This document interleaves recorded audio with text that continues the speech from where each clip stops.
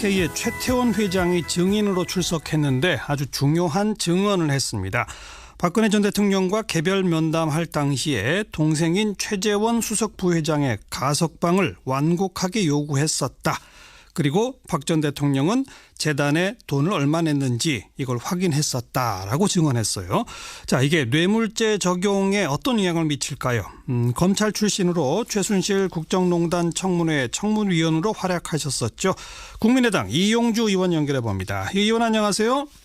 예, 안녕하십니까. 이용주 의원입니다. 먼저 최태원 회장이 어떻게 증인으로 나오게 됐습니까?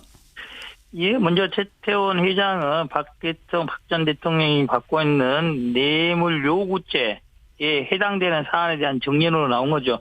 즉 SK그룹에서 K스포츠재단에 89억 원 상당을 추가로 출연 요구했었다는 정황이 나타나 있지 않습니까? 예. 거기에 대한 경위에 대해서 설명하기 위해서 나온 겁니다. 특검 측에서 증인으로 요청한 거죠?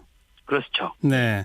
방금 제가 그 개별 면담에서 자기 동생 가석방을 요구했었다. 그리고 대통령은 재단에 얼마 냈는지 확인했다.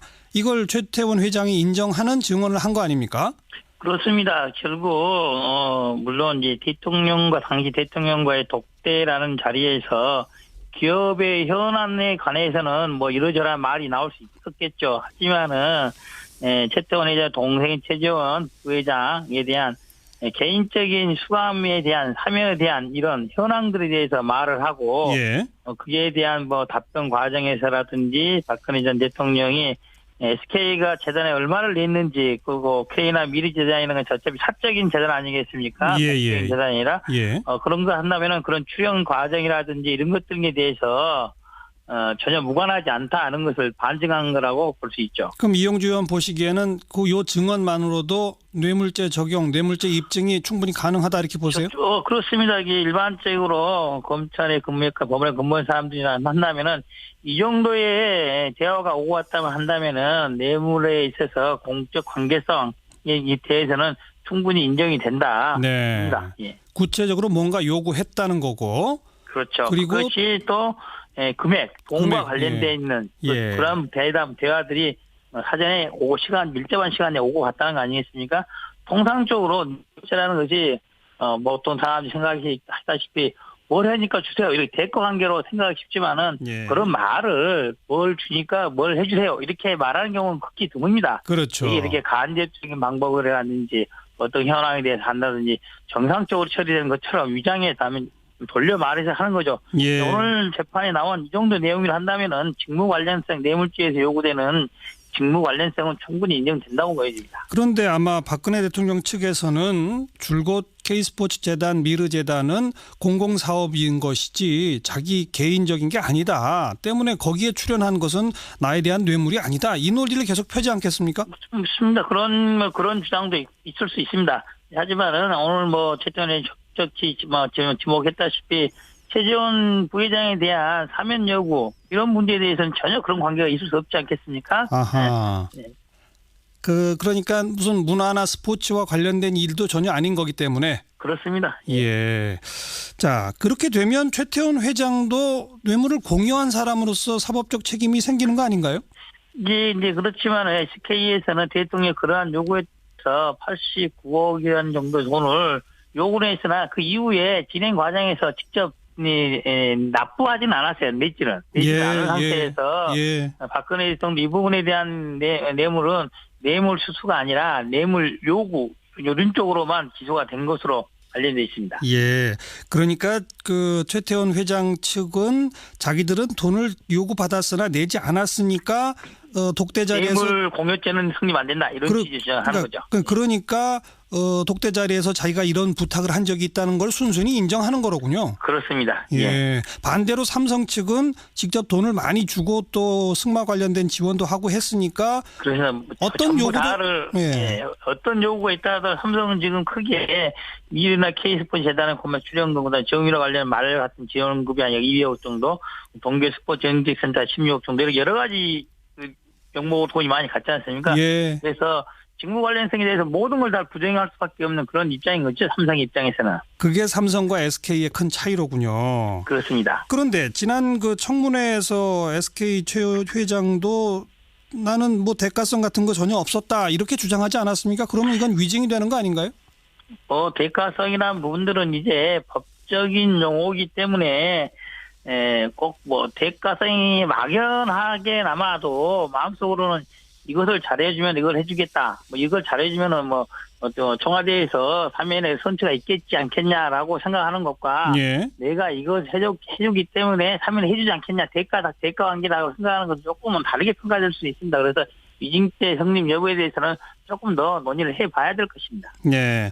그리고 이용주 의원이 지난 청문회장에서 뭐 동생 가석방 이런 얘기가 아니라 최태원 회장 본인의 사면에 대해서 청와대가 1년 전부터 논의해왔다 이런 의혹을 제기하시지 않았습니까? 이거는 확인이 됐나요? 그렇죠. 그것도 명확히 확인이 된 게 최태원 회장이 2014년 4월 달에 대법원에서 징역 4년으로 확정받고 구속 수감돼서 처벌을 받고 있는 상태였죠. 예. 그런데 2014년 9월 26일자 김영한 전 민정수석의 다이어리 업무일지에 보면 이런 방안들이 나와 있어요. 최태원 회장에 대해서 형기 만료 전에 선처하는 방법으로 가석방, 특별사면 등을 검토하고 있다. 그리고 예. 대략 2015년 9월 30일 경에 예. 가능한 날짜다라고 했습니다. 그런데 실제로 최태원 회장이 그 업무일지가 작성된 1년 후에 2015년 8월 14일 광복절 특별사면으로 출소하게 됩니다. 예. 즉 1년 전에 논의됐던 1년 후에 그대로 실행된 거죠. 즉 2014년 9월부터 최태원 회장의 사면에 대한 로비 등이 청와대 내에서 논의되고 있었던 게 명확히 나타나고 있는 거죠. 네. 그런 업무일지적 그 같은 그 증거 자료에다가 오늘의 최태원 회장 증언까지를 합하면 뇌물죄 입증 적용은 훨씬 더 확고해진다. 이 말씀이로군요. 그렇습니다. 네. 여기까지 말씀 듣겠습니다. 고맙습니다. 예, 감사합니다. 국민의당 이용주 의원이었습니다. K의 최태원 회장이 증인으로 출석했는데 아주 중요한 증언을 했습니다. 박근혜 전 대통령과 개별 면담할 당시에 동생인 최재원 수석 부회장의 가석방을 완곡하게 요구했었다. 그리고 박 전 대통령은 재단에 돈을 얼마 냈는지 이걸 확인했었다라고 증언했어요. 자, 이게 뇌물죄 적용에 어떤 영향을 미칠까요? 검찰 출신으로 최순실 국정농단 청문회 청문위원으로 활약하셨었죠. 국민의당 이용주 의원 연결해 봅니다. 의원 안녕하세요. 예, 안녕하십니까. 이용주 의원입니다. 먼저 최태원 회장이 어떻게 증인으로 나오게 됐습니까? 예, 먼저 최태원 회장은 박 전 대통령이 받고 있는 뇌물 요구죄에 해당되는 사안에 대한 증인으로 나온 거죠. 즉 SK그룹에서 K스포츠재단에 89억 원 상당을 추가로 출연 요구했었다는 정황이 나타나지 않습니까? 예. 거기에 대한 경위에 대해서 설명하기 위해서 나온 겁니다. 특검 측에서 증인으로 요청한 거죠? 그렇죠. 네.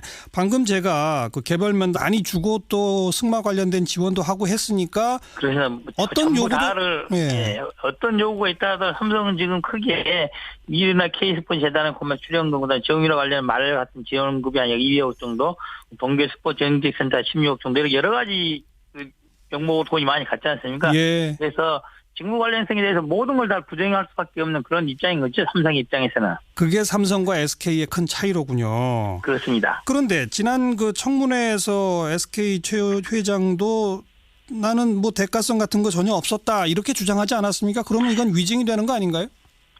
대가성이라는 부분들은 이제 법적인 용어이기 때문에 꼭 뭐 대가성이 막연하게 남아도 마음속으로는 이것을 잘해주면 이걸 해주겠다. 뭐 이걸 잘해주면은 청와대에서 사면의 선처가 있겠지 않겠냐라고 생각하는 것과 예. 내가 이걸 해주기 때문에 사면을 해주지 않겠냐. 대가 관계라고 생각하는 것은 조금은 다르게 평가될 수 있습니다. 그래서 위증죄 성립하면서 자기 동생 가석방을 요구했었다. 그리고 대통령은 재단에 얼마 냈는지 확인했다.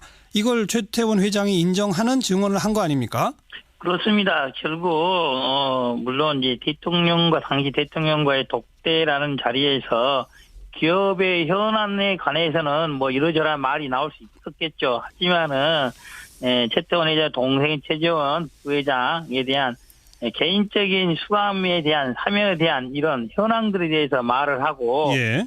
그에 대한 뭐 답변 과정에서라든지 박근혜 전 대통령이 SK가 재단에 얼마를 냈는지 그리고 K나 미르 재단이라는 건 어차피 사적인 재단 아니겠습니까? 예, 공적인 예. 재단이라 예. 그런 거 한다면은 그런 출연 과정이라든지 이런 것들에 대해서 전혀 무관하지 않다는 것을 반증한 거라고 볼 수 있죠. 그럼 이용주 의원 보시기에는 그 요 증언만으로도 뇌물죄 적용, 뇌물죄 입증이 충분히 가능하다 이렇게 보세요?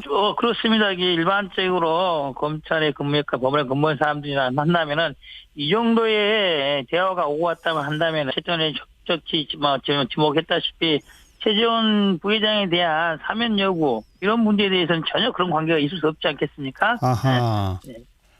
그러니까 무슨 문화나 스포츠와 관련된 일도 전혀 아닌 거기 때문에. 그렇습니다. 예. 자, 그렇게 되면 최태원 회장도 뇌물을 공유한 사람으로서 사법적 책임이 생기는 거 아닌가요? 이제 그렇지만 SK에서는 대통령 그러한 요구에서 89억이라는 정도 돈을 요구를 했으나 그 이후에 진행 과정에서 직접 납부하지는 않았어요. 내지는 않은 상태에서 예. 박근혜 대통령 이 부분에 대한 뇌물은 뇌물 수수가 아니라 뇌물 요구 이런 쪽으로만 기소가 된 것으로 관련되어 있습니다. 예.